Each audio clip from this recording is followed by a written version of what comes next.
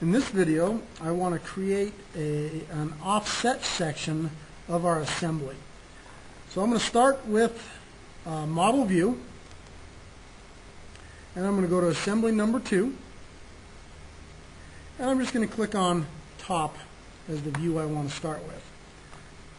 Now notice that as I bring that in, it automatically jumps to a projected view. But I don't want that, so I'm going to click the check mark right here and be done. As I click on the viewport, now the properties come up for this. I'm going to use a custom scale, user defined. I'm going to use that goofy 1.5 again so it's nice and big.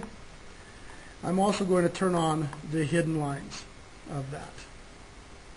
Alright, so there's my top view I want to work with. In order to start the section, this section right here will just give me a full section, but I want to do an offset section that goes through this hole and then comes down, goes through the center, then comes down again, and then goes through the bottom of it. So the first thing I'm going to do is I'm going to start with, I'm going to turn on my sketch toolbar, and I'm going to draw some center lines in. I'm going to just hover over the center right here, so I have the center. That's kind of where I want to start. So I'm going to click there. I'm going to come across, and I'm going to find the center here. And this, you kind of have to be careful with this one in order not to get. So find the quadrant, bring it, make sure it's lined up, and then across. All right, so I've got my center line in. Now what I'm going to do is I'm going to highlight the center line and use the Control key and highlight the center line all the way through.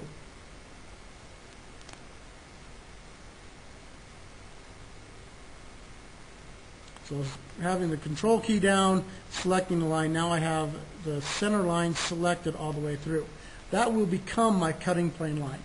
As I go over here to my Drawings toolbar again, I'm going to click on Section, and it will have that already highlighted. It'll use that as my cutting plane. As I click this in, notice that it came in backwards or upside down. What I'm going to do is I'm just going to double click the cutting plane line.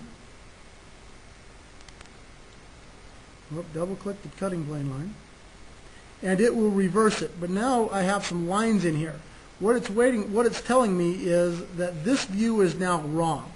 So all I have to do is go up and find the rebuild button at the top, click on that rebuild button, and it will fix it.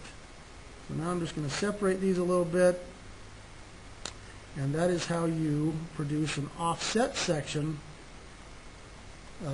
using the section tool. Remember, I drew a center line here first, highlighted the entire center line, then clicked on section view.